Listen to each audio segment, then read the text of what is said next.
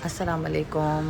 Welcome to S K Bakes channel. I hope आप सब लोग जो हैं वो ठीक ठाक होंगे। आज जो मैं आपको केक का प्रोसेस दिखा रही हूँ वो बहुत हर दफ़ा मेरे लिए स्पेशल होता है, क्योंकि 5 ईयर्स से मैं ये जो केक है, एक फैमिली है जो मेरे कस्टमर हैं उनके लिए मैं रेडी कर रही हूँ।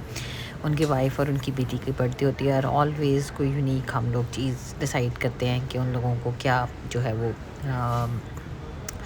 सरप्राइज़ दिया जाए। तो इस बार जो था वो एक ही प्लेटर के ऊपर 2 डिफरेंट केक्स हमने सोचा कि हम उसको प्रेजेंट करेंगे। तो एक का थीम था शैनल और एक का थीम था यूनिकॉर्न। तो वो मेरा ख़्याल था कि मैं आपके साथ प्रोसेस जो है आपके साथ पूरा शेयर करूँगी। और 2 डिफरेंट फ्लेवर हैं। एक फ्लेवर था जिसमें chocolate cake with caramel chocolate icing with peanut crunches and peanut butter icing थी। और जो सेकंड वाला है उसके अंदर था chocolate cake, cream cheese filling with Oreo crunch. तो ये 2 डिफरेंट फ्लेवर थे जो हमने जो है इसके अंदर दोनों केक्स के अंदर जो था। एक बटर आइसिंग बेस रेडी होना था एंड एक जो है वो फॉन्डेंट के। तो ड्यूरिंग द प्रोसेस आप देखेंगे, आपको मैं सारा उसमें वो प्रोसेस दिखा रही होंगी कि किस तरह है। हाँ, वो आपको इसमें मेरे नज़र आएंगे कि क्योंकि ये एक दिन में रेडी नहीं हुआ। ऑब्वियसली एटलीस्ट 2 दिन रिक्वायर्ड होते हैं। एक दिन हम केक को बेक करते हैं, उसकी आइसिंग और फ्लेवर्स, और देन द सेकंड डे जो है वो हम उनकी बाकी प्रिपरेशन स्टार्ट कर देते हैं। तो मैंने भी इसी तरह ही किया कि एक दिन मैंने बेक किया, बेक करके फिर रेस्ट एंड देन आइसिंग किया एंड देन उसके नेक्स्ट डे फिर बाकी जो चीज़ें थी, जो डिटेलिंग थी, उसे नेक्स्ट डे किया गया।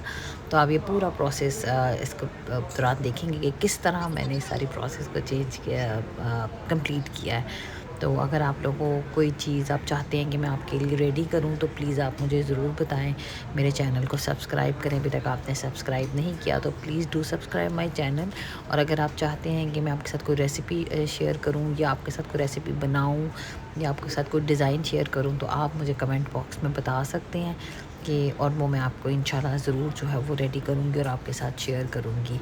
तो बाकी आप प्रोसेस जो है वो देखें और मुझे फिर बताइएगा कि आपको कैसे लगा।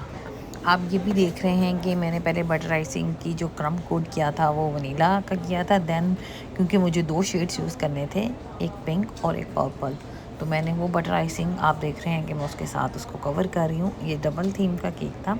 इसका फ्लेवर सब डिफरेंट थे क्योंकि इसमें क्रीम चीज़, ओरियो के क्रंचेस, चॉकलेट गनाश, और फिर उसकी कवरेज थी वनीला बटर क्रीम की, एंड इनसाइड क्रीम चीज़ की फिलिंग थी। तो उसको हैंडल करना थोड़ा सा डिफ़िकल्ट हो जाता है क्योंकि इनसाइड हम कोशिश करते हैं कि स्टेबल चीज़ों को आप यूज़ करें, क्योंकि ऑब्वियसली पाकिस्तान में जो वेदर है वो इस वक्त गर्म है और हमें उसके अकॉर्डिंगली सारी चीज़ों को मैनेज करना होता है।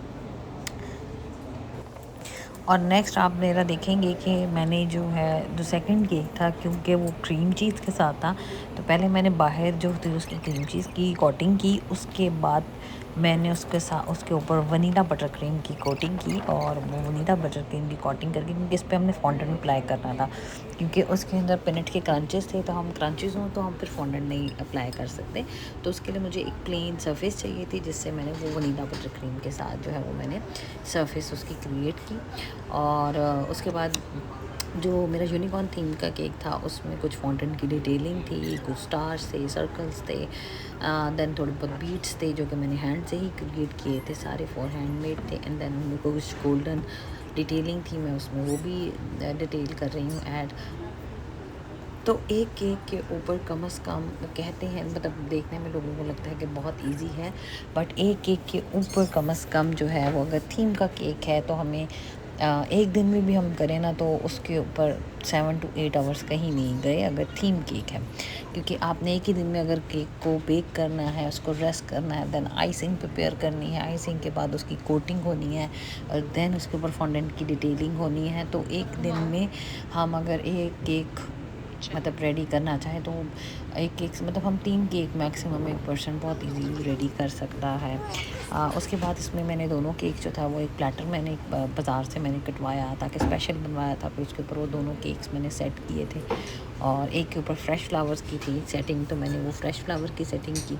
और फ्रेश फ्लावर केक की को लगाने का भी एक तरीकाकार है, वो मैं अभी आपके साथ डिटेल करती हूँ। उसमें जो आप यूनिकॉर्न देख रहे हैं ये एडिबल पिक्चर थी, मैं हाथ से भी क्रिएट कर सकती थी, बट मुझे लगा कि इस एडिबल पिक्चर के साथ ज़्यादा ही अच्छा लगेगा। तो उसके बाद मैंने उसको फॉन्डेंट की कटआउट करके उसके ऊपर एडिबल इमेज लगाया था।